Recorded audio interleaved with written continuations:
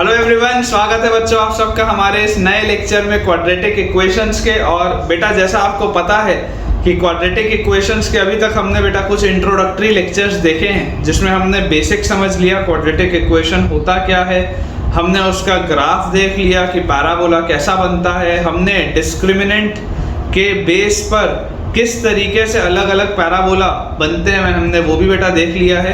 और तमाम बेटा जो प्रॉपर्टीज हो सकती हैं पैराबोला की, जैसे कि उसका वर्टेक्स, उसका मैक्सिमम पॉइंट, मिनिमम पॉइंट, ये सारी चीज़ें बेटा अभी तक हमने पढ़ी हैं। आज का लेक्चर बेटा प्योरली हम क्वेश्चन प्रैक्टिस के लिए रखेंगे। बहुत सारे बेटा कंसेप्ट्स हैं क्वाड्रेटिक इक्वेशन में जो आप क्वेश्चंस के थ्रू सीखते हैं, ठीक है। तो एक बेटा बहुत स्ट्रॉन्ग एम्फेसिस हमको पुट करना है क्वेश्चन प्रैक्टिस पे। तो आज बेटा सवालों का सिलसिला स्टार्ट करते हैं, ठीक है। कुछ बढ़िया बढ़िया बेटा मैं सवाल आपके लिए लेके आया हूँ और मुझे उम्मीद है कि आपको आज का लेक्चर बहुत पसंद आएगा, ठीक है। तो बेटा क्विकली मैं आपको आज का हमारा पहला सवाल बताता हूँ। हमारे पास बेटा फर्स्ट क्वेश्चन है, इफ द इक्वेशन हमें दिया हुआ एक पहला equation ax² plus 2bx plus c equal to 0, ठीक है। If the equation ax² plus 2bx plus c equal to 0 has real roots. मुझे बेटा बोला जा रहा है कि इसके रियल रूट्स हैं, हैज रियल रूट्स। और इसमें भी आपको दिया हुआ है कि a b c जो है बेटा दे आर रियल नंबर्स, ठीक है। इसके रूट्स भी रियल हैं और ये जो a b और c ये जो कांस्टेंट्स बेटा दिए हुए ये भी रियल हैं, ठीक है। And if m and n and if m and n are real numbers, m and n are real numbers, तो मुझे बोला जा रहा है such that are real numbers such that m² is greater than n is greater than 0. Prove that the equation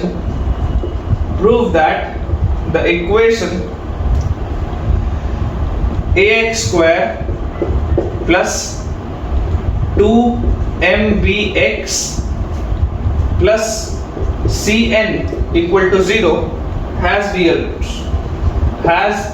roots.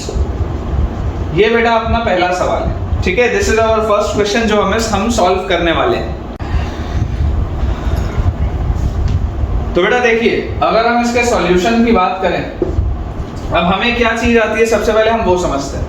हमें बोला जा रहा है कि अगर ये एक इक्वेशन है ax² plus 2bx plus c equal to 0, इसके रियल रूट्स, ठीक है। ax² plus 2bx plus c it has real roots. तो याद करो बेटा रियल रूट्स की कंडीशन मैंने क्या पढ़ी थी कि अगर एक क्वाड्रेटिक इक्वेशन के रूट्स रियल होंगे इसका मतलब उसका डिस्क्रिमिनेंट ग्रेटर देन या इक्वल टू 0 होगा। देखो इसमें रूट्स बेटा इक्वल या अनइक्वल की बात अभी हो ही नहीं रही, अभी बात हो रही है केवल और केवल रियल रूट्स की। तो अगर रियल रूट्स होंगे तो या तो डिस्क्रिमिनेंट पॉजिटिव होगा, मतलब दो अलग अलग रूट्स, या डिस्क्रिमिनेंट इक्वल टू 0 होगा, यानी कि दोनों सेम रूट्स। दोनों ही सिचुएशन में रूट्स तो रियल ही होंगे।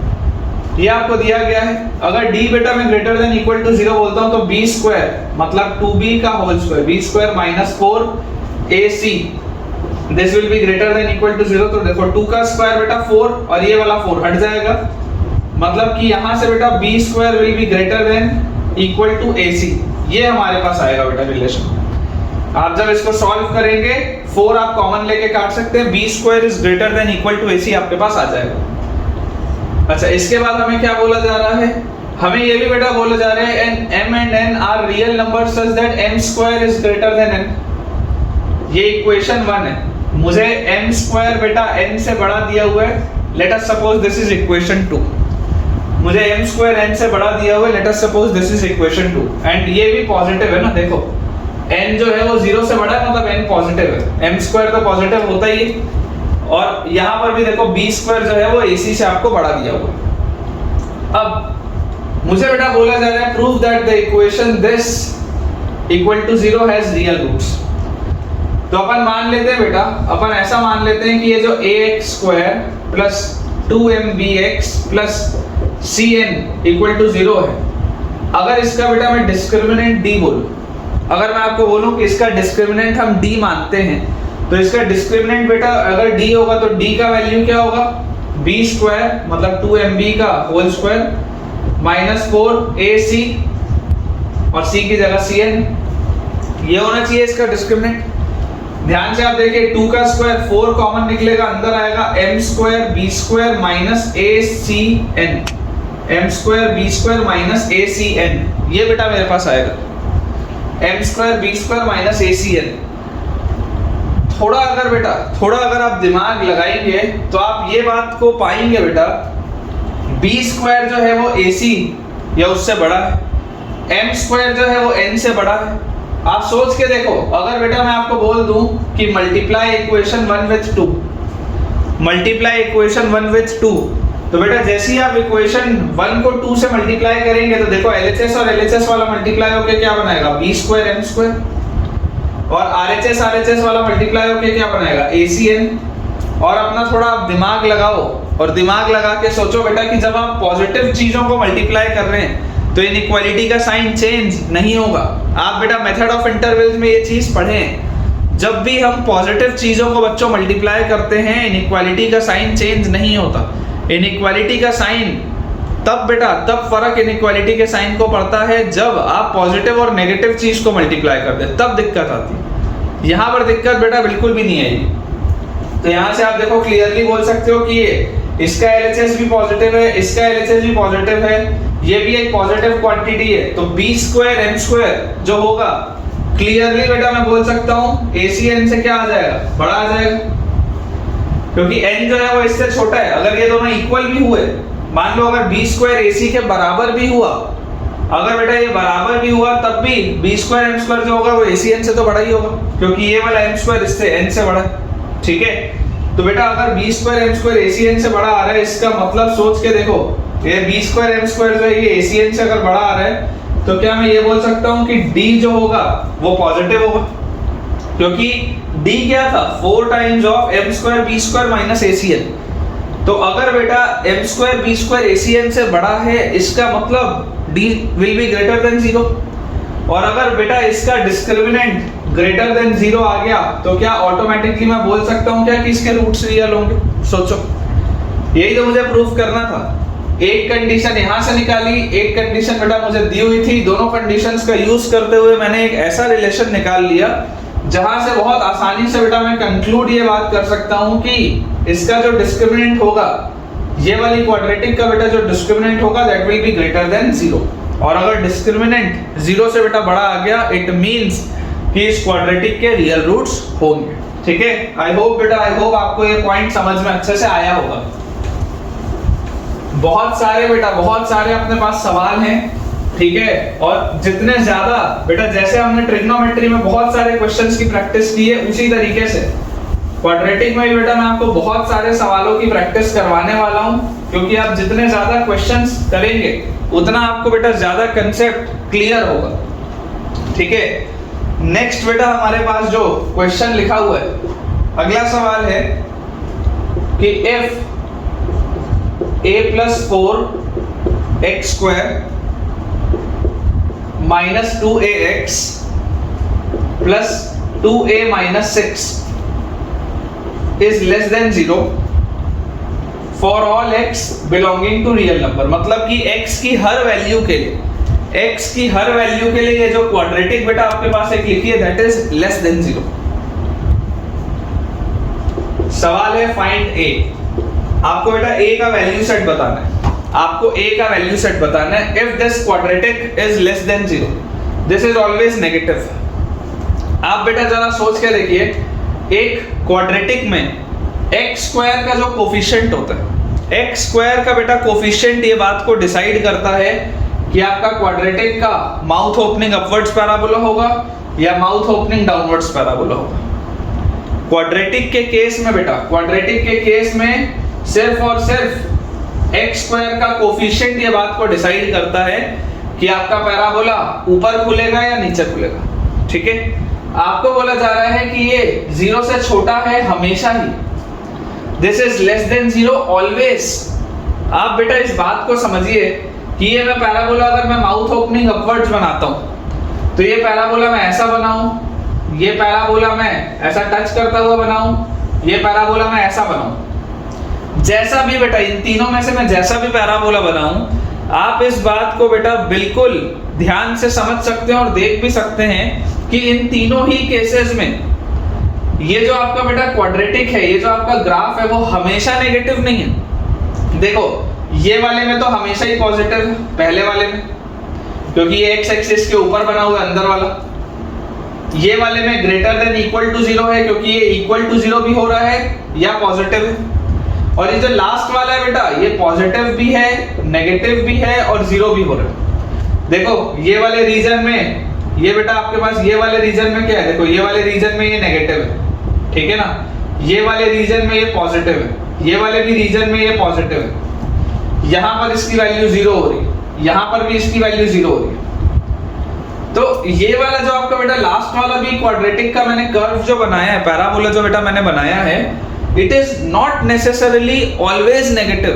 नेगेटिव हो रहा है, मैं मानता हूं इस बात को कि ये नेगेटिव हो रहा है, लेकिन हमेशा होगा ऐसा नहीं। कभी नेगेटिव होगा, कभी पॉजिटिव होगा। मुझे क्या चाहिए, मुझे तो हमेशा ही नेगेटिव चाहिए। अगर मुझे हमेशा ही नेगेटिव चाहिए तो जरा सोच के देखो, एक बेटा मैंने आपके लिए हमेशा ही नेगेटिव के लिए एक मैंने आपके लिए ये कर्व बनाया है, एक बेटा मैंने आपके लिए ये वाला कर्व बनाया है जो टच करता हुआ जा रहा है, और एक बेटा मैंने आपके लिए ये वाला कर्व बनाया है, ठीक है। ये 6 तरीके के बेटा आप पैराबोला बना सकते हैं। माउथ ओपनिंग अपवर्ड्स में 3, माउथ ओपनिंग डाउनवर्ड्स में 3। आप सबसे जो बड़ा वाला बेटा पैराबोला, इसमें देखिए ये पॉजिटिव हो रहा है, नेगेटिव भी है, नेगेटिव भी है, लेकिन मुझे तो हमेशा ही नेगेटिव चाहिए। ये जो है ये लेस देन या इक्वल टू 0 है, मतलब ये 0 के भी बराबर हो जा रहा है। मुझे तो हमेशा ही नेगेटिव चाहिए, बीच वाला जो है वो 0 के ही बराबर हो रहा है। लेकिन ये वाला बेटा जो कंडीशन है, ये वाली कंडीशन हमेशा ही नेगेटिव की है।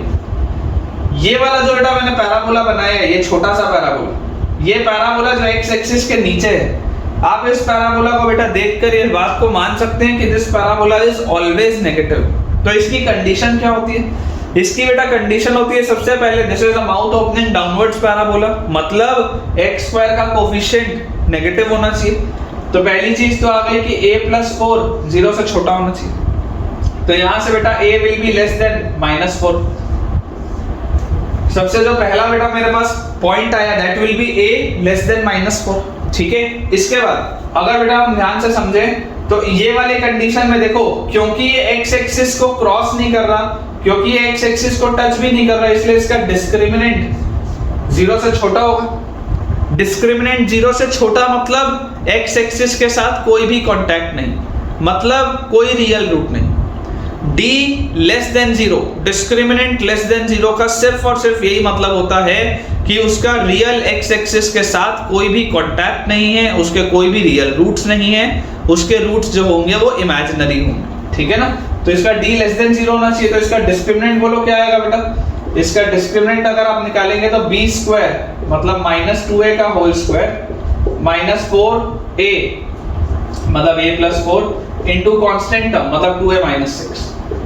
ये पूरी चीज बच्चों 0 से छोटी होनी चाहिए। तो यहां से आप देखिए आपके पास क्या आ जाएगा, यहां से आपके पास आएगा बेटा 4a स्क्वायर -4, अंदर देखो क्या लिखा हुआ है 2a और a, 2a स्क्वायर 2a और 4 8a, -6 और a -6a, -6 और 4 -24, this will be less than 0।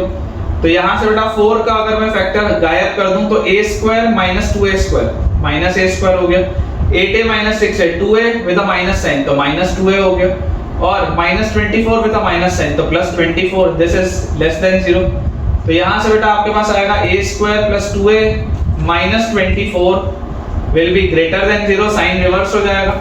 आप इसको इजीली फैक्टराइज कर सकते हैं, a square + 6a - 4a -24 greater than 0। यहां से बेटा आपके पास आएगा a + 6 multiplied by a - 4 is greater than 0। Number line पे आप बेटा प्लॉट करेंगे -6 4 पॉजिटिव नेगेटिव पॉजिटिव। आपको ग्रेटर देन 0 की बात है तो a बिलोंग्स टू -∞ से -6 यूनियन 4 से इंफिनिटी। ये सब आप पढ़ के आए, ये वाली बेटा सारी की सारी कहानी आप पढ़ कर आए। अब आपके पास पहली कंडीशन है कि a -4 से छोटा होना चाहिए। आपके पास बेटा दूसरी कंडीशन है कि a इसमें से होना चाहिए कुछ।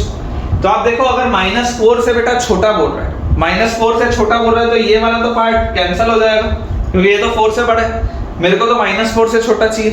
अच्छा -4 से छोटा, देखो ये वाला पूरा हिस्सा -4 से छोटा है, मतलब कि मेरा फाइनल आंसर इसमें क्या आ जाएगा, ये जो फाइंड a है तो अपना आंसर आ जाएगा बेटा a बिलोंग्स टू -∞ से -6।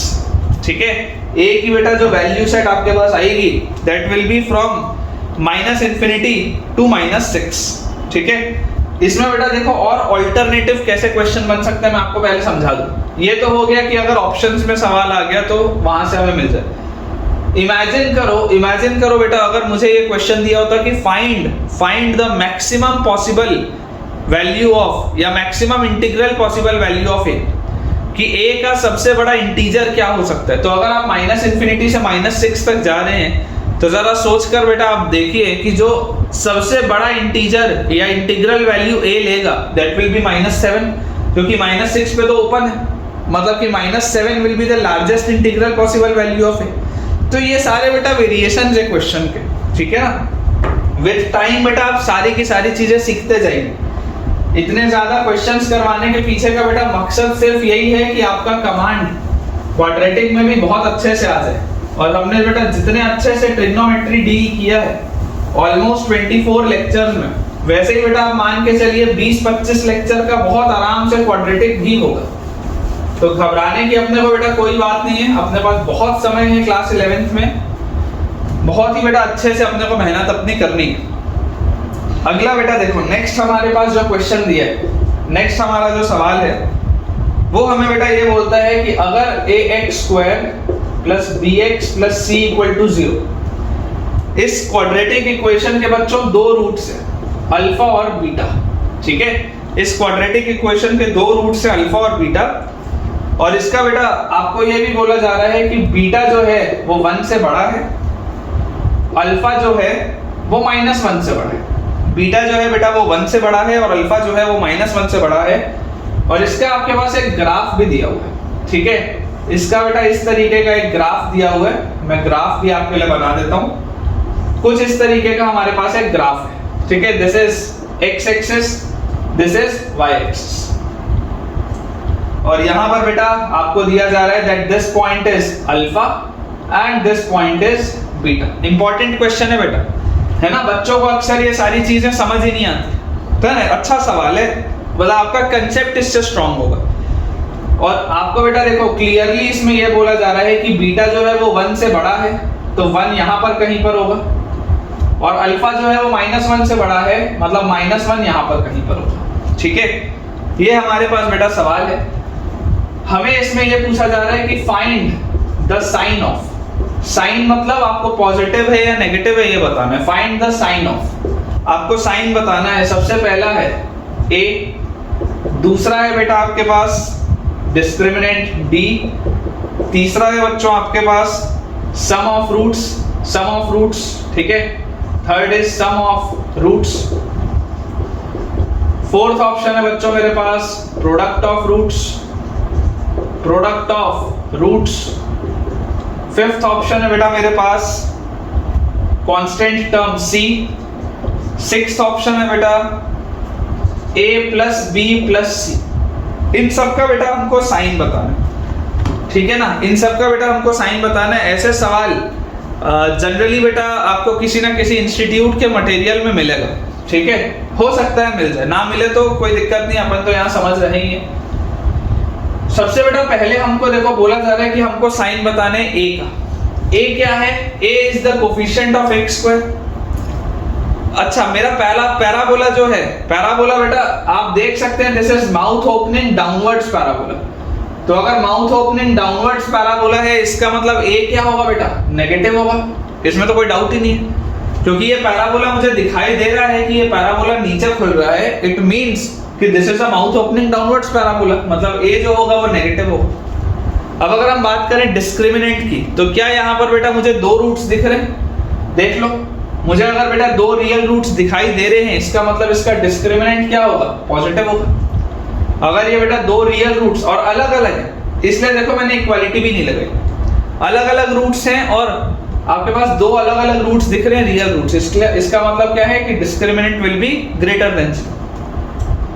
तीसरा है सम ऑफ रूट्स। इसमें बेटा बच्चे थोड़ा सा कंफ्यूज होते हैं सम ऑफ रूट्स। तो देखो आपको एग्जैक्ट वैल्यू बेटा अल्फा की नहीं पता, आपको एग्जैक्ट वैल्यू बीटा की भी नहीं पता, लेकिन इस ग्राफ को देखकर आप इस बात को 100% बोल सकते हैं कि बीटा ज्यादा बड़ा है, अल्फा छोटा है। अल्फा जो भी होगा बेटा वो छोटा है, बीटा जो भी होगा वो बड़ा है, ये बात आपको दिख रही है।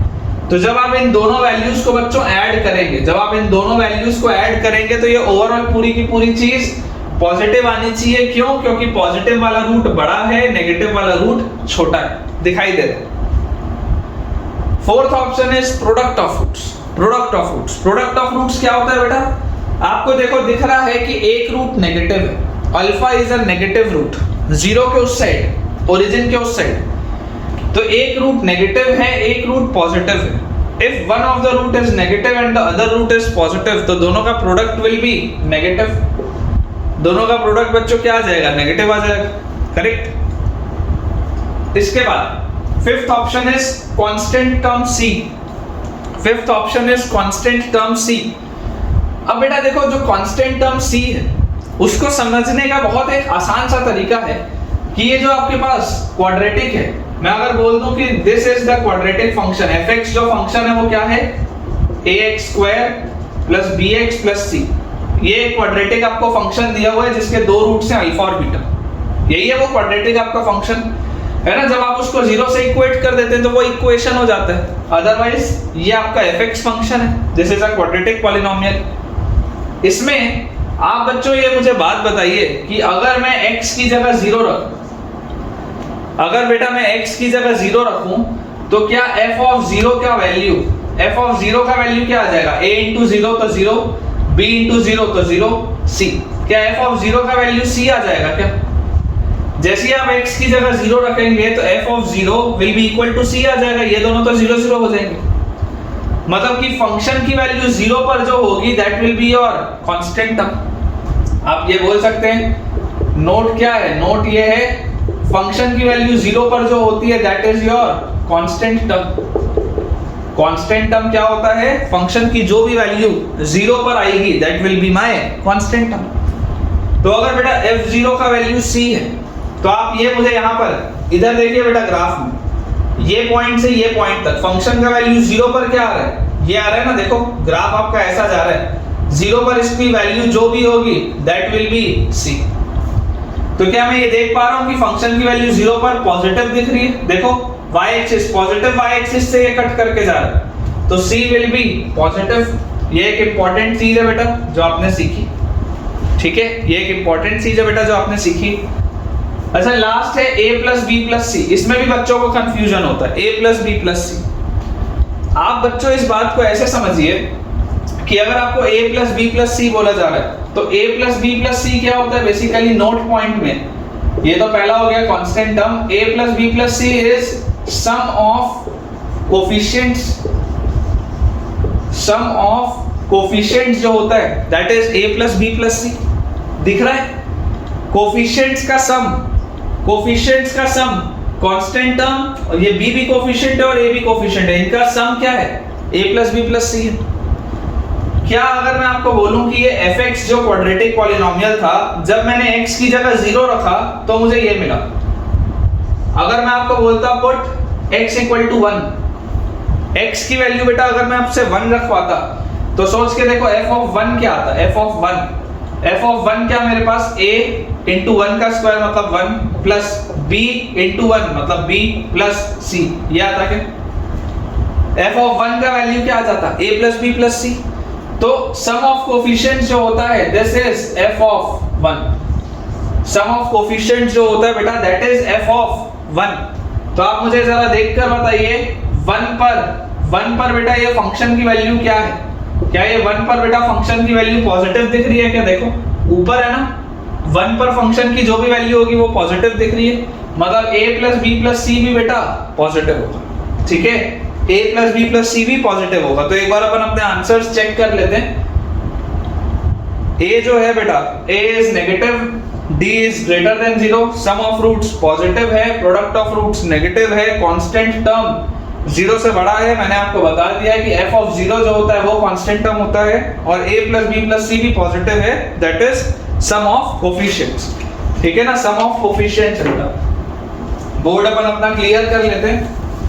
आई होप बेटा आपने हो सकता है कुछ ये नई चीज सीखी हो सकता है आपको पहले ये चीज ना पता हो और अब बेटा आपने ये न्यू चीज सीखी हो। तो अगर आपको ये नया लगा हो बेटा कंसेप्ट, तो जरूर यार मुझे कमेंट्स में एक थम्स अप आप करके दिखाइएगा, ताकि मुझे पता चले कि ये कंसेप्ट आप लोगों के लिए नया था और मैंने बेटा आप लोगों को कुछ नया आज सिखाया।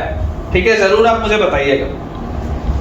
तो अब बेटा अपने को कुछ स्पेशल केसेस लेने हैं। ठीक है, अपने को बेटा कुछ स्पेशल केसेस लेने हैं। थोड़ा सा थ्योरेटिकल पोर्शन है लेकिन बहुत जरूरी है बेटा, it is a very important topic. कुछ स्पेशल केसेस है। पहला बेटा स्पेशल केस है, फर्स्ट स्पेशल केस है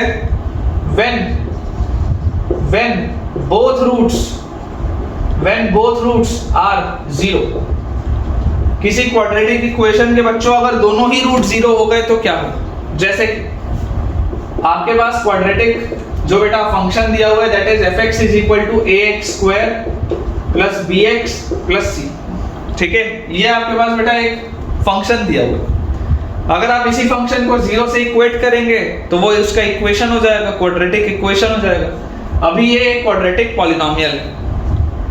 अब अगर बेटा मैं आपको बोल रहा हूं कि इसके दोनों ही roots zero, both of the roots are zero, तो जरा बेटा ध्यान से सोचिए कि अगर दोनों ही रूट जीरो होंगे इसका मतलब क्या है? इसका मतलब है बेटा सम ऑफ रूट्स, अगर दोनों ही रूट जीरो हैं तो सम ऑफ रूट्स भी जीरो होगा, और प्रोडक्ट ऑफ रूट्स, अगर दोनों ही रूट्स जीरो हैं तो प्रोडक्ट ऑफ रूट्स भी जीरो होगा बेटा। ठीक है, सम ऑफ रूट्स भी बच्चों जीरो आएगा, प्रोडक्ट ऑफ रूट्स भी हमारे पास जीरो आएगा। जब तक बेटा मैं इंक भर रहा हूं तब तक आप लोग एक बार जरूर इसको अटेम्प्ट करके देखिए। ठीक है ना, आप लोग बेटा एक बार इसको जरूर अटेम्प्ट करके देखिए कि आपसे ये बन पा रहा है या नहीं बन पा रहा। बहुत ही इंपॉर्टेंट बेटा, बहुत ही इंपॉर्टेंट ये स्पेशल केसेस हैं, इसलिए मैं इसको आपको अलग से एक हेडिंग के अंदर पढ़ा रहा हूं ताकि आपको बेटा और अच्छे से इसमें क्लैरिटी आ पाए। तो देखिए, अगर हम बात करें सम ऑफ रूट्स की, तो सम ऑफ रूट्स क्या होता है बेटा? सम ऑफ रूट्स होता है minus B by A. Sum of roots होता है माइनस बी बाय ए। अगर बेटा minus B by A zero है, this implies B will be zero. ये बी जीरो होगा तभी तो माइनस बी बाय ए भी जीरो आएगा। अच्छा, प्रोडक्ट ऑफ रूट्स क्या होता है? प्रोडक्ट ऑफ रूट्स होता है बेटा C by A. Product of roots is C by A. तो अगर सी बाय ए जीरो है इसका मतलब सी भी तो जीरो होगा। अगर बच्चों सी बाय ए जीरो है इसका मतलब सी भी जीरो होगा। तो आपका ये जो क्वाड्रेटिक किस बात में कन्वर्ट हो गया? क्वाड्रेटिक आपका बेटा बचा सिर्फ ax स्क्वायर, क्योंकि जैसे b जीरो हुआ बेटा, जैसे b जीरो हुआ तो ये तो 0x हो गया, लिखने की जरूरत नहीं। जैसे c जीरो हुआ तो ये तो कांस्टेंट टर्म भी जीरो हो गया, लिखने की जरूरत नहीं। मतलब आपका बेटा जो क्वाड्रेटिक आया that is fx is equal to ax square. fx is equal to ax square, ये एक ऐसा क्वाड्रेटिक है जिसके दोनों ही रूट जीरो होंगे। अब अगर बेटा सोचो a पॉजिटिव होगा तो इसका ग्राफ कुछ ऐसा बनेगा, देख लो दोनों रूट जीरो पे आ रहे। अगर बेटा a नेगेटिव हुआ तो इसका ग्राफ कुछ ऐसा बनेगा, दोनों रूट्स आप देख सकते हैं बेटा अभी भी जीरो पर आ रहे। जब a पॉजिटिव है तो माउथ ओपनिंग अपवर्ड्स, जब a नेगेटिव है तो माउथ ओपनिंग डाउनवर्ड्स, और दोनों ही रूट्स बेटा जीरो पर, दोनों ही रूट्स आपके पास जीरो पर आ रहे। ठीक है, तो ये बेटा हमारा पहला स्पेशल केस हो गया जब दोनों रूट्स बेटा क्या होते हैं? जीरो पर होते हैं, है ना। When both the roots are zero, तो ये हो गया हमारा फर्स्ट केस।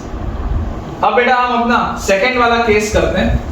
ठीक है, सेकंड वाला बेटा अपन केस करते हैं। बोर्ड अपन पहले जल्दी से क्लियर कर लें और उसके बाद फिर हम अपना सेकंड केस करते हैं। देखिए, सेकंड वाले बेटा केस में आपको बोला जा रहा है, सेकंड वाले केस में बेटा आपको बोला जा रहा है इफ एग्जैक्टली वन रूट,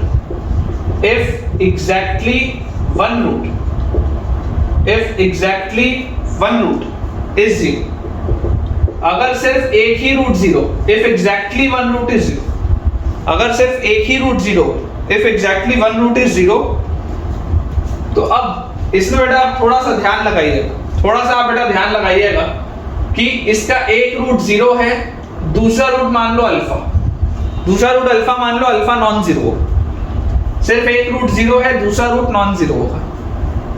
तो अगर बेटा एक रूट 0 है तो सम ऑफ रूट्स क्या होगा? सम ऑफ रूट्स होगा अल्फा, क्योंकि अल्फा प्लस 0 क्या होता है? अल्फा प्लस 0 तो अल्फा होगा, और सम ऑफ रूट्स आएगा माइनस बी बाई ए। तो यहां से तो देखो मैं कुछ भी अच्छे से कंक्लूड नहीं कर पा रहा, यहां से बेटा मैं कुछ भी अच्छे से कंक्लूड नहीं कर पा रहा। लेकिन अगर मैं प्रोडक्ट ऑफ रूट्स की बात करूं, प्रोडक्ट ऑफ रूट्स, ध्यान से बेटा समझिएगा, प्रोडक्ट ऑफ रूट्स, जैसे आप इन दोनों को मल्टीप्लाई करेंगे प्रोडक्ट ऑफ रूट्स तो 0 हो जाएगा। और प्रोडक्ट ऑफ रूट्स होता क्या है? c बाय a होता है। अच्छा, अगर c बाय a 0 है, इसका मतलब c की वैल्यू 0 आएगी, ये मैं डेफिनेटली कंक्लूड कर सकता हूं। सम वाले में बेटा, सम वाले में मैं कुछ भी डेफिनेटली कंक्लूड नहीं कर पा रहा था, लेकिन प्रोडक्ट वाले में ये बात मैं डेफिनेटली बोल सकता हूं कि c की वैल्यू 0 होगी। अब अगर बेटा c की वैल्यू मेरे पास 0 आ गई, इसका मतलब मेरा क्वाड्रेटिक किस में कन्वर्ट हो गया? मेरा बेटा क्वाड्रेटिक हो गया कन्वर्ट ax² प्लस bx में। c वाला टर्म तो 0 है, b पर आप कुछ कमेंट कर नहीं सकते थे, तो आपका क्वाड्रेटिक कन्वर्ट हो गया fx = ax² प्लस bx।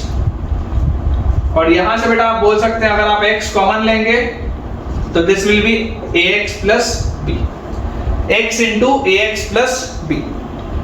तो आपको क्लियरली दिखाई दे रहा है कि एक रूट तो 0 है।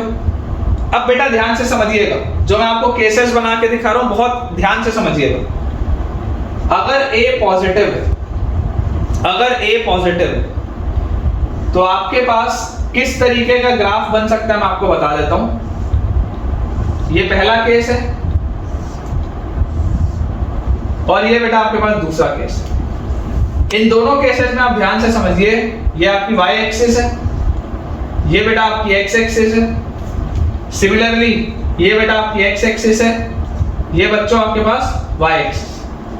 ठीक है, समझने वाली बात ये है कि अगर a पॉजिटिव है तो देखो दोनों ही पैराबोला जो है वो माउथ ओपनिंग अपवर्ड्स है। लेकिन इसमें इंपॉर्टेंट बात क्या है?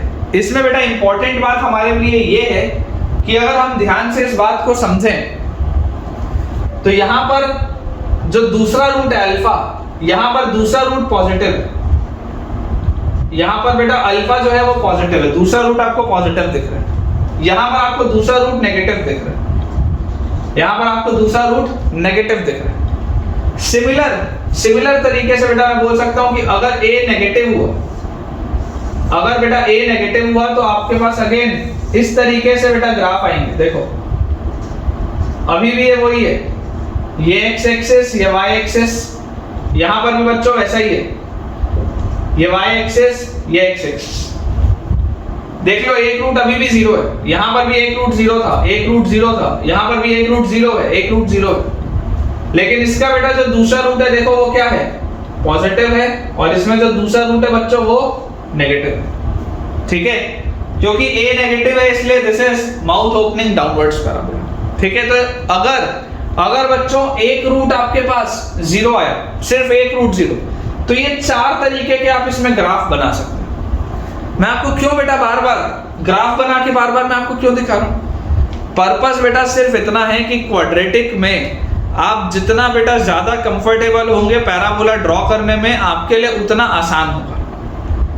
आप जितना बेटा अनकंफर्टेबल होंगे ग्राफ खींचने में, आपके लिए उतनी प्रॉब्लम आएगी बाद में। क्योंकि जब मैं लोकेशन ऑफ रूट्स पढ़ाऊंगा क्वाड्रेटिक में, और जब मैं डिफिकल्ट वाले सवाल करवाऊंगा, तो तुमको हवा भी नहीं लगेगी कि सर इतने सारे केस कैसे बन गए।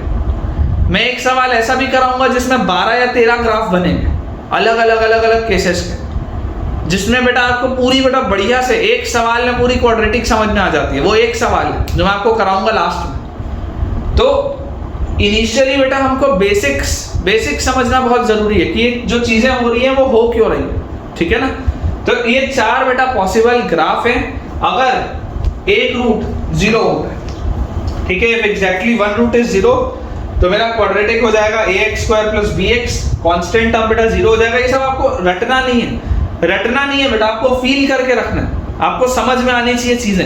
रटने की बेटा बिल्कुल भी जरूरत नहीं है। और ये बेटा हमारे पास इसके 4 ग्राफ हो जाएंगे। अपन बेटा बहुत जल्दी अपना बोर्ड क्लियर कर लेते हैं। अपने पास 2 स्पेशल केस अभी और बचे। मैं क्विकली बेटा आपको वो 2 स्पेशल केस भी करवा देता हूं, जल्दी से बस अपन अपना बोर्ड क्लियर बेटा एक बार कर लेते हैं। सो बेटा अपने पास जो थर्ड अपना स्पेशल केस है, थर्ड स्पेशल केस है बेटा, when exactly one root lies at infinity।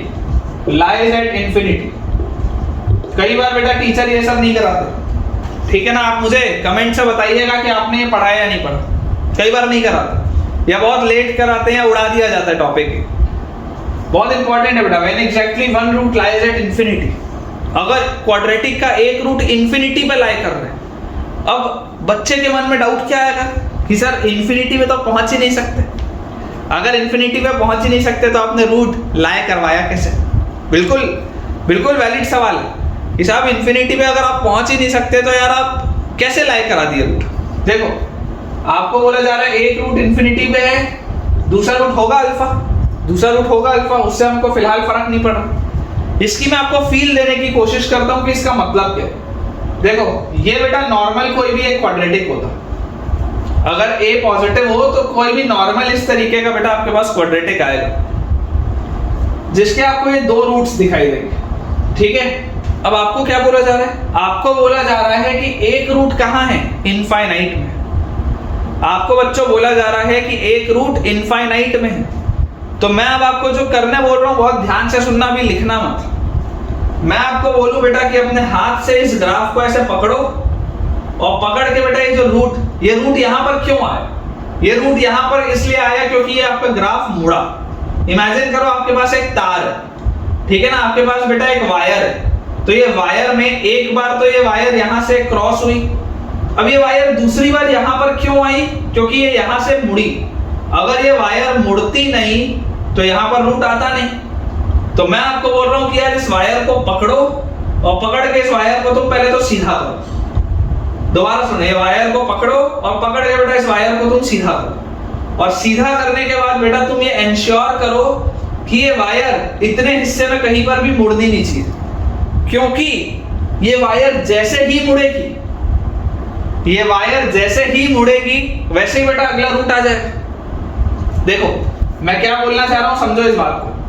ये आपके पास एकदम बेटा बहुत तमीज से बेटा पूरी फील आपको मैं देने की कोशिश कर रहा हूं। देखना फील आएगी तो यार बताना, कमेंट्स में मेरे को जरूर बताना, जितने भी बच्चे इस वीडियो को देख रहे हैं, ईमानदारी से, कि अगर ये वाले केस में तुमको फील आ गई अच्छे से कि यार हाँ यार बात बिल्कुल सही है, ढंग से समझ में आ गया कि इनफाइनाइट पे अगर रूट होगा तो उसका मतलब क्या, तो कमेंट में मुझे जरूर बताना कि हाँ सर इन्फिनिटी वाले केस में बराबर फील आई है विद थम्स अप, जरूर बताइएगा, ठीक है। मैं भी मोटिवेटेड रहूंगा तुम्हारे लिए इस तरीके से पढ़ाने के लिए, ठीक है। तो मैं आपको ये बोल रहा हूँ कि तुमने वायर पकड़ी और इस वायर को तुम मुड़ने नहीं दोगे, क्योंकि देखो अगर ये वायर इधर पर भी मुड़ी, ये वायर इधर पर भी मुड़ी तो मुड़ने के बाद रूट आ जाएगा।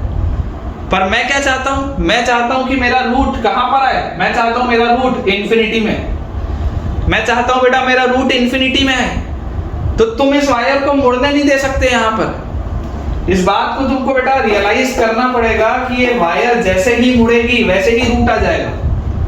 ये वायर जैसे ही मुड़ेगी वैसे ही रूट आ जाएगा बेटा तुरंत। तो आपको क्या बोलना है, आपको ये बोलना है कि यार इस वायर को मैंने सीधा कर दिया इस तरीके से, इस वायर को मैं पकड़ के सीधा कर दिया, मुड़ने नहीं दे रहा। मैंने बोल दिया कि यार इसको मुड़ने नहीं देंगे, और ये वायर मुड़ेगी कब, this will turn at infinity, infinity पे मुड़ेगा। इंफिनिटी में मुड़ेगा तो इनफाइनाइट वाला रूट आएगा, और इंफिनिटी पे तो हम पहुंच ही नहीं सकते। तो अगर ये इंफिनिटी तक पहुंच गया तो वहां मुड़ जाएगा और वहां रूट आ जाएगा। मैं ऐसा बोल देता हूं भाई, हम अगर रियल नंबर्स की बात करें, हम रियल दुनिया की बात करें, तो इनफाइनाइट नाम की तो कोई चीज ही नहीं होती, क्योंकि आप वहां तक तो पहुंच ही नहीं सकते। तो मैं आपको सिंपल सी बात क्या कह रहा हूं, मैं आपको बेटा सिर्फ और सिर्फ ये समझने के लिए बोल रहा हूं कि आप तो ये जो वायर मुड़ रही थी और रूट आ रहा था, तो अगर मैं वायर को मुड़ने ही ना दूं तो रूट आएगा ही नहीं रियल नंबर लाइन पे। मैं बोल रहा हूँ कि यार मैं तो वायर को सीधा ही रखूंगा, जहां तक मेरा ये बोर्ड है वहां तक मैं इसको सीधा ही रखूंगा, मैं मुड़ने ही नहीं दूंगा वायर। और मैं फिर बोल रहा हूँ ये वायर अगर इनफाइनाइट तक चले जाके मुड़ गई तो इनफाइनाइट पे रूट आ जाएगा। तो फिलहाल अगर अब हम इन्फिनिटी की बात ना करें, हम ये ना बोलें कि इन्फिनिटी में क्या हो रहा है, हमने सिर्फ ये इंश्योर कर लिया कि ये वायर मुड़ी कहां पर, इन्फिनिटी पे, तो रूट कहां आया, इन्फिनिटी पे। फिलहाल रियल दुनिया में क्या दिख रहा है, क्या ये रियल दुनिया में ऐसे एक स्ट्रेट लाइन जैसी दिख रही है क्या? रियल दुनिया में सोचो, is it looking like a straight line? Feel आ रही है स्ट्रेट लाइन की, लेकिन ग्राफ को यार, ग्राफ कैसे स्ट्रेट लाइन हो गया? मैं तो पैराबोला पढ़ रहा था, मैं तो क्वाड्रेटिक पढ़ रहा था, ये क्वाड्रेटिक स्ट्रेट लाइन कैसे हो गई? फील तो आ रही है, दिख तो रहा है स्ट्रेट लाइन जैसा कुछ, लेकिन हुआ कैसे? तो बेटा मैं आपको उसमें ये बोलूंगा कि जरा दिमाग लगाइए कि अगर x इंफिनिटी की तरफ जा रहा है, अगर एक रूट इनफाइनाइट हो रहा है, अगर एक रूट इनफाइनाइट हो रहा है, तो मैं आपको बोल देता हूं रिप्लेस, बहुत ध्यान से समझिएगा ढंग से, रिप्लेस x विथ 1/t। आप ऐसा करो, आप x को बेटा 1/t से रिप्लेस कर दो, किसी से भी कर सकते हो ना, x को आप y से रिप्लेस कर सकते हो, किसी से भी रिप्लेस कर सकते हो। आप x को 1/t से रिप्लेस करके देखो होगा क्या, क्या फायदा होगा? f of 1/t will be equal to, जहां जहां x है वहां वहां पर 1/t रख रहा हूं, तो a into 1/t का square plus b into 1/t plus c, ये आ जाएगा। ये जो पॉलिनोमियल ऐसा दिया हुआ था ये इसमें हो जाएगा, जैसे ही आप x को 1/t से रिप्लेस करोगे। और इसका मतलब क्या है, अगर x इनफाइनाइट की तरफ जा रहा है, इसका मतलब t किसकी तरफ जा रहा होगा, जीरो की तरफ। आप t को जीरो रख नहीं सकते, क्योंकि t को जीरो रखते ही वो नॉट डिफाइंड हो जाएगा, और आप इन्फिनिटी तक पहुंच नहीं सकते। आप नीचे t को जितना छोटा करोगे ये ओवरऑल चीज उतनी बड़ी होगी। दोबारा बोल रहा हूं, डिनोमिनेटर आप जितना छोटा करोगे ये पूरी चीज उतनी बड़ी होगी। तो अगर आपके पास x आपका इनफाइनाइट की तरफ जा रहा है, मतलब अगर मैंने x को 1/t से रिप्लेस किया, तो t किसकी तरफ जा रहा होगा, t जा रहा होगा जीरो की तरफ। x जा रहा है इनफाइनाइट की तरफ, लेकिन t जा रहा है जीरो की तरफ।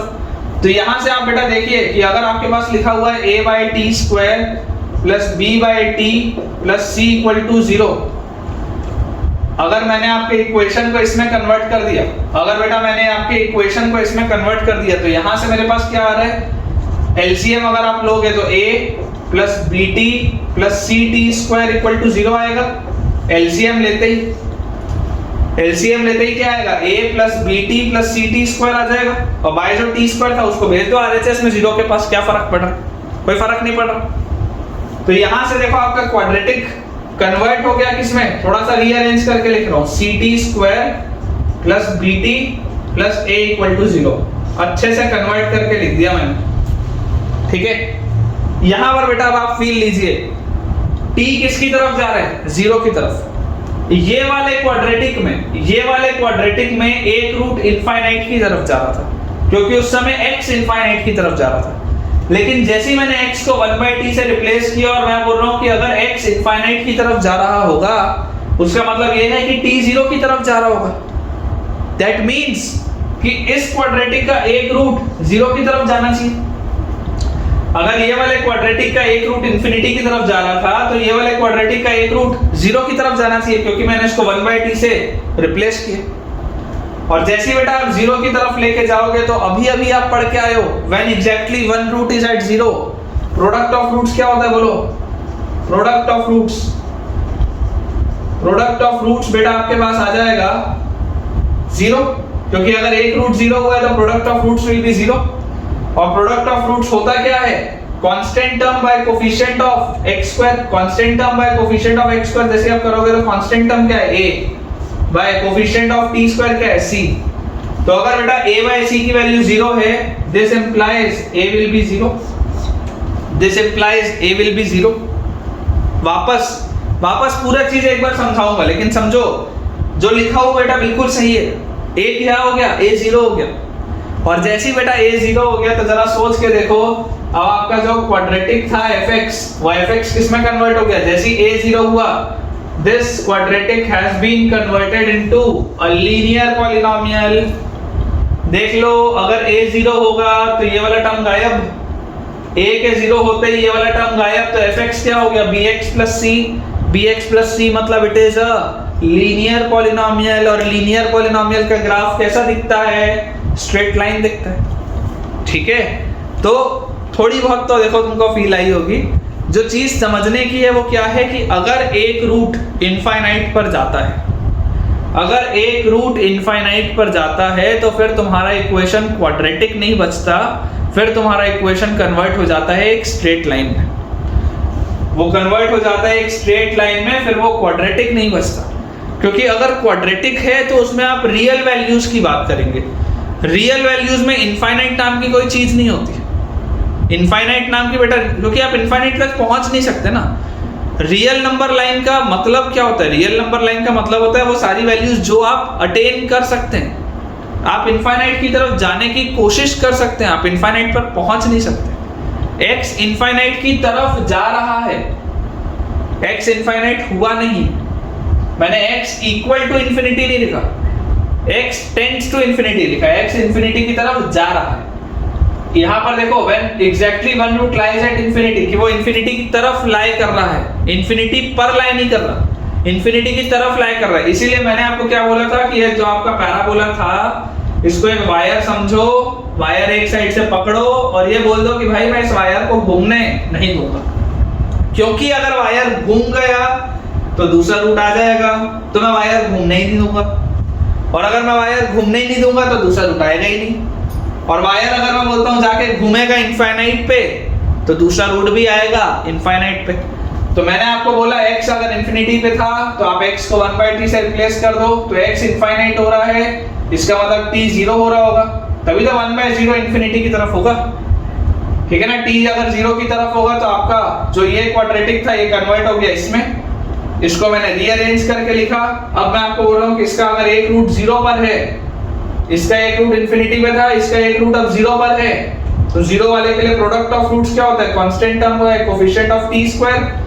a/c 0 होगा तो a 0 आएगा, जैसे a 0 आएगा तो आपका क्वाड्रेटिक कन्वर्ट हो गया लीनियर में। Quadratic polynomial gets converted into a linear polynomial, इसलिए ये एक स्ट्रेट लाइन जैसा दिख रहा है। ठीक है, आई होप बेटा, आई होप कि यार मैंने इस टॉपिक के साथ जस्टिस किया है, मैंने बहुत आपको ढंग से समझाया, और अगर आपको अच्छे से समझ में आया है तो जरूर आप बेटा मुझे कमेंट से बताइएगा कि इसकी आपको फील आई है नहीं है। ठीक है, इसके बाद बेटा जो फोर्थ हमारे पास स्पेशल केस है, ठीक है, fx is equal to bx plus c आ गया। इसके बाद बेटा जो हमारे पास फोर्थ स्पेशल केस है, मैं आपको वो भी करा देता हूँ। स्पेशल केसेस में बेटा ये लास्ट है। ठीक है, टोटल 4 स्पेशल केस थे, 3 मैंने आपको समझा दिए, चौथा भी आपको मैं बढ़िया से समझाता हूँ बेटा। ठीक है, इसको अपन क्लियर कर लेते हैं और यहां से इसको भी अपन क्लियर कर लेते हैं। देखो इक्वेशन अभी भी आपके पास वही है बेटा, fx is equal to ax square plus bx plus c। ठीक है, फोर्थ है when both roots lie at infinity, when both roots lie at infinity, दोनों ही रूट्स अगर इंफिनिटी पे लाई करें तो, इसके मैं बोल रहा हूं दोनों ही रूट्स अगर इंफिनिटी पे लाई करें तो इसका मतलब क्या था, जरा सोचो, फील लेके सोचो। ये आपके पास क्वाड्रेटिक था, ये आपके पास क्वाड्रेटिक था पैराबोला। आप इमेजिन करो बेटा, अगर इसके दोनों ही रूट्स इंफिनिटी पे लाई करने चाहिए, अगर इसके बेटा दोनों ही रूट्स इंफिनिटी पे लाई करने चाहिए, इसका मतलब क्या है कि यार ये दोनों तरफ से वायर को पकड़ के सीधा करना पड़ेगा। फिर बोल रहा हूं, ध्यान से सुनो, दोनों तरफ से वायर को पकड़ के सीधा करना पड़ेगा, क्योंकि अगर मैं दोनों तरफ से वायर को पकड़ के बेटा इसको सीधा, ऐसा पूरा सीधा कर दूंगा तो ऑटोमेटिकली वायर मुड़ेगी नहीं, वायर मुड़ेगी नहीं तो रूट आएगा नहीं, और मैं बोल दूंगा कि वायर कहाँ मुड़ेगी, तो वायर मुड़ेगी इंफिनिटी पे जाके, तो दोनों रूट आएंगे इंफिनिटी पे। लेकिन अगर बेटा आप इन दोनों को सीधा कर दें, अगर आप बेटा दोनों को सीधा कर दें कि मैं मुड़ने दूंगा ही नहीं, तो जरा सोच के देखो, फील लेके देखो, क्या ये एक कांस्टेंट ऐसी एक लाइन दिखेगी क्या? पिछले वाले में लाइन ऐसी थी, पिछले वाले में इस तरीके की लाइन थी, इसलिए y इज इक्वल टू या fx is equal to bx plus c का फॉर्म मिला। लेकिन यहां पर सोचो, जब आपने दोनों ही इसको मोड़ के सीधा कर दिया, तो क्या ये एक ऐसा कांस्टेंट लाइन दिखेगी क्या? फील लेके देखो। देखो आप जैसे ही इसको बोलोगे, मैं आपको वापस बोलूंगा, आप x को बच्चों 1/t से रिप्लेस कर दो। तो अगर x इनफाइनाइट की तरफ जाता है तो t 0 की तरफ जाएगा। यहां पर आपके पास f ऑफ 1/t क्या आ जाएगा? a/t² plus b/t plus c। इस पूरी चीज को बेटा अगर मैं 0 से इक्वेट कर दूं तो मेरे पास आएगा a plus bt plus ct² equal to 0। ठीक है, इसे थोड़ा सा अगर अच्छे से रीअरेंज करें तो ct² plus bt plus a equal to 0। और इसके अगर दोनों रूट इंफिनिटी पे थे तो इसके दोनों रूट 0 पर होंगे, और अगर इसके दोनों रूट 0 पर होंगे इसका मतलब सम ऑफ रूट्स भी 0 होगा और प्रोडक्ट ऑफ रूट्स भी 0। अगर बच्चों दोनों ही रूट 0 हैं तो दोनों का सम भी 0 होगा, दोनों का प्रोडक्ट भी 0 होगा। अब सम ऑफ रूट्स क्या होता है? सम ऑफ रूट्स होता है माइनस बी बाय सी। यहां से देखो माइनस बी बाय सी, तो अगर माइनस बी बाय सी 0 है this implies b is equal to 0। अच्छा, प्रोडक्ट ऑफ रूट्स क्या होता है? a by c। यहां से देखो a बाय c, तो अगर a बाय c 0 है दिस इंप्लाइज a भी 0 है। तो तुम्हारे पास क्या आ गया? a भी 0 आ गया, b भी 0 आ गया। थोड़ा सा इसको फास्ट क्यों बता रहा हूं? क्योंकि पिछले वाले को बहुत ढंग से समझाया इसलिए। तो यहां से बेटा देखिए आपके पास fx क्या आ जाएगा? a भी 0 b भी 0। क्या fx is equal to c आ गया क्या? जो मैं आपको बोल रहा था एक कांस्टेंट लाइन दिखेगी, क्या वो एक कांस्टेंट लाइन दिख रही है क्या? इमेजिन करो ये अगर तुम्हारा x एक्सिस और y एक्सिस था और अगर तुमने इसको सीधा कर दिया तो क्या ये एक कांस्टेंट लाइन जैसा दिखेगा क्या? सोच के देखो बेटा, क्या ये एक कांस्टेंट लाइन जैसा दिखेगा? और हम इसमें क्या बोलेंगे कि हम इस कांस्टेंट लाइन को मुड़ने देंगे ही नहीं। हम अगर इस कांस्टेंट लाइन को अपने रियल नंबर पे मुड़ने ही नहीं देंगे तो यार ये तो एक ऐसा स्ट्रेट लाइन दिखेगी, ऐसी वाली fx इक्वल टू कांस्टेंट वाली स्ट्रेट लाइन दिखेगी। और मैं बोल दूंगा कि ये जाके मुड़ेगा कब? इनफाइनाइट में। ये अगर जाके मुड़ेगा इनफाइनाइट में तो रूट भी आएगा दोनों इनफाइनाइट में। ठीक है, तो इसमें बेटा हमारे पास अगर आप ये इंश्योर कर लेते हैं कि दोनों रूट इंफिनिटी पे हैं तो आपका जो fx होगा that will be a constant function. ठीक है, fx will be a constant function. I hope बेटा आपको ये वाला पॉइंट भी अच्छे से समझ में आया होगा। तो एक बार बेटा अपन अपना बोर्ड अच्छे से क्लियर कर लेते हैं और एक प्रैक्टिस का बेटा क्वेश्चन बनाते हैं। ठीक है, एक सिंपल सा सवाल बनाते हैं अपन। थोड़ा अलग सवाल है, इससे इसका कोई लेना देना नहीं है ना। इन चारों स्पेशल केसेस से इसका कोई लेना देना नहीं है जो अभी हम बेटा जो क्वेश्चन बनाएंगे। अटेम्प्ट एक करते हैं सवाल। ठीक है, आई होप आपको ये वाला बेटा थ्योरेटिकल पॉइंट अच्छे से क्लियर हुआ होगा। क्वेश्चन है बेटा हमारे पास, if a quadratic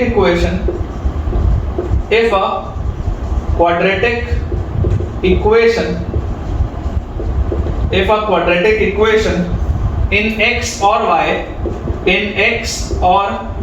चाहे x में चाहे y में, in x or y is formed using y square equal to 4ax is formed using y square equal to 4ax and y is equal to mx plus c. Y square equal to 4ax and y is equal to mx plus c, and it has equal roots.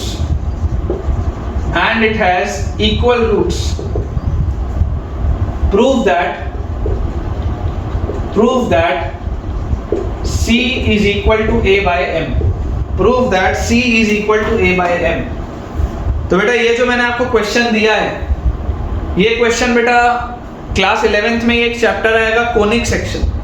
Conic section के अंदर एक सब chapter आएगा parabola. ठीक है, parabola एक particular chapter. Quadratic वाला parabola तो छोटा सा है कि क्वाड्रेटिक का ग्राफ होता है पैराबोला, लेकिन पैराबोला अपने आप में एक चैप्टर भी है जिसकी बहुत सारी प्रॉपर्टीज और बहुत सारी और भी चीजें होती हैं। उस चैप्टर में बेटा ये जो इक्वेशन है ना y is equal to mx plus c, ये एक स्ट्रेट लाइन का इक्वेशन होता है और जब c की वैल्यू a by m होती है तो ये उस पैराबोला का टेंजेंट होता है। ये सब आएगा। फिलहाल हमें तो नॉर्मली इसे एज अ क्वाड्रेटिक का सवाल सॉल्व करना है तो हम इसको सॉल्व कर लेते हैं, लेकिन मैं आपको फॉर फ्यूचर रेफरेंस बता रहा हूँ कि ये पूरी चीज दोबारा आएगी पैराबोला वाले चैप्टर में। ठीक है, आप अगर कहीं पर चाहें तो लिख कर रख लें कि this will be the equation of the tangent of parabola. चाहो आप अगर तो लिख कर इसको रख सकते हो कि ये टेंजेंट का इक्वेशन है बेटा, ये जो y is equal to mx plus c है ना, जहां पर c a/m होता है, ये टेंजेंट का इक्वेशन होता है पैराबोला पे। जैसे आप सर्कल पढ़े क्लास 10th में, सर्कल के ऊपर आप टेंजेंट ड्रॉ करते थे, उसी तरीके से बच्चों पैराबोला पर भी हम टेंजेंट बना सकते हैं। ये उसी टेंजेंट के इक्वेशन की बात हो रही है। फिलहाल मुझे उससे कोई लेना देना नहीं है, मैं तो नॉर्मली सॉल्व करता हूँ कि if a quadratic equation in x और y is formed using y square equal to 4ax, y square की वैल्यू 4ax है और y की वैल्यू है mx प्लस c। ठीक है, इसमें बेटा आपको बोला जा रहा है कि अगर आप एक क्वाड्रेटिक इक्वेशन बनाते हैं चाहे x में चाहे y में, तो अपन x में बना लेते हैं। देखो y क्या है, mx प्लस c है, इसको यहाँ पर सब्स्टिट्यूट कर देते हैं, तो हमारे पास आ जाएगा mx प्लस c का whole square is equal to 4ax, y की जगह mx प्लस c डाल दिया।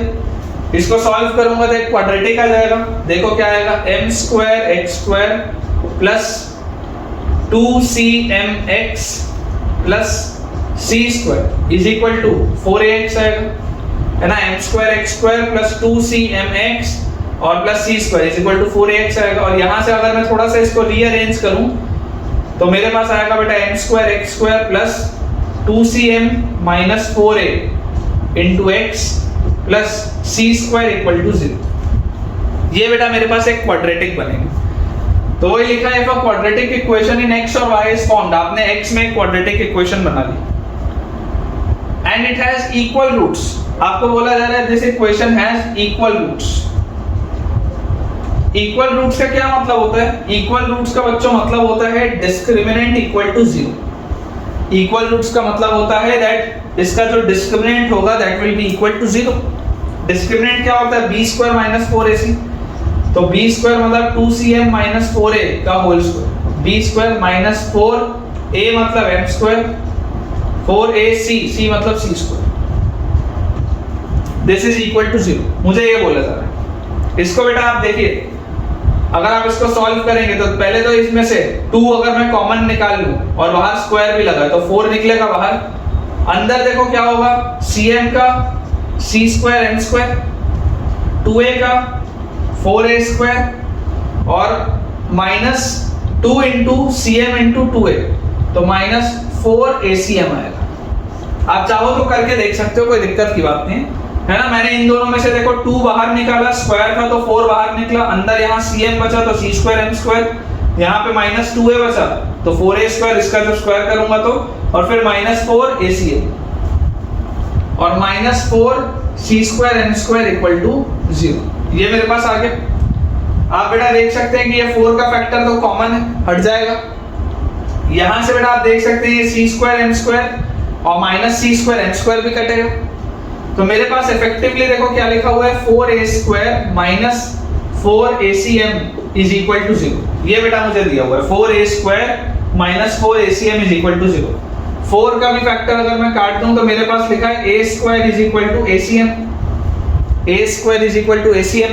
अब देखो, क्योंकि बेटा आपको बोला जा रहा है कि आप इसे सॉल्व कर रहे हैं, ठीक है ना, आप इसे सॉल्व कर रहे हैं, तो देखिए आपके पास क्या आ जाएगा, आपके पास बेटा आ जाएगा a square minus acm will be equal to 0। अगर मैं a कॉमन ले लूं तो अंदर आएगा a minus cm equal to 0।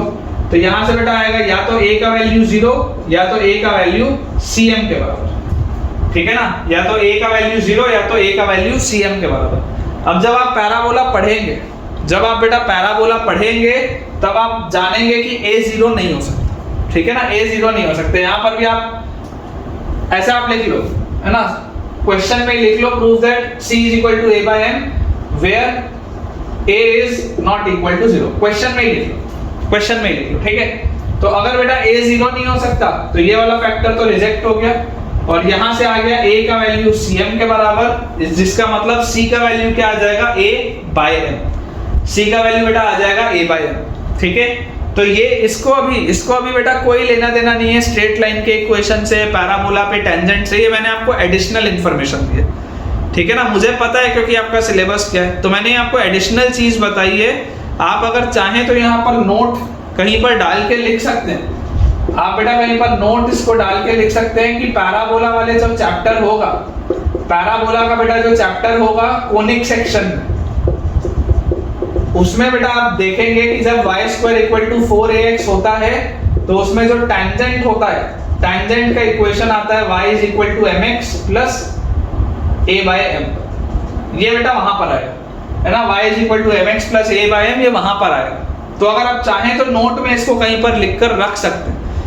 Otherwise normally अगर आप इस सवाल को सॉल्व करेंगे तो इस सवाल का इस पूरी इंफॉर्मेशन से कोई लेना देना नहीं। मैं आपको ये एडिशनली चीज बताया हूं, अगर आपको समझ आया हो ये वाला पोर्शन तो चलेगा, अगर ना भी समझ में आया हो तो आप इसको इग्नोर अभी के लिए कर सकते हैं। ये जब मैं आपको पैराबोला पढ़ाऊंगा उसमें आएगा डिटेल, ठीक है। फिलहाल के लिए हमने इसको बेटा नॉर्मली बस सॉल्व किया है। ये आपके पास क्वाड्रेटिक आया था, इस क्वाड्रेटिक में अगर आपको बोला जा रहा था कि इसके इक्वल रूट्स होंगे तो इक्वल रूट्स का मतलब क्या होता है? इक्वल रूट्स का बेटा मतलब होता है कि इसका डिस्क्रिमिनेंट आपको 0 करना है। जैसे ही आप d को बेटा 0 करेंगे आपका ये सवाल सॉल्व हो जाएगा। ठीक है बेटा, तो विद दिस हम अपने आज के लेक्चर के एंड पर पहुंच चुके हैं और मुझे उम्मीद है बेटा कि आज का लेक्चर आपको बहुत ही पसंद आया होगा। हमने काफी सारे सवालों को भी देखा और 4 हमने बेटा आज स्पेशल केस भी किए हैं, और आपको मुझे आज जरूर कमेंट से बेटा बताना है कि ये स्पेशल केसेस आपको कैसे लगे। तो जितने भी बच्चे हमारे बेटा चैनल पे नए हैं, आप जरूर डिस्क्रिप्शन में बेटा दिए हुए टेलीग्राम चैनल को ज्वाइन करिए ताकि आपको सारे अपडेट्स मिल पाए लेक्चर्स के और सारे प्रैक्टिस क्वेश्चन भी मिल पाए। अगर आपको वीडियो पसंद आया होगा तो जरूर अपना एक बहुत ही शानदार सा, बढ़िया सा, पॉजिटिव सा कमेंट उसमें आप मुझे दीजिएगा। फीडबैक मुझे एक अच्छा सा आप दीजिएगा कि आपको आज का लेक्चर कैसा लगा है, ताकि मैं भी आप थोड़ा और मोटिवेटेड रहूं आपके लिए इसी तरीके से प्रिपरेशन करने के लिए और आपको बेहतर से बेहतर एजुकेशन देने के लिए। Thank you.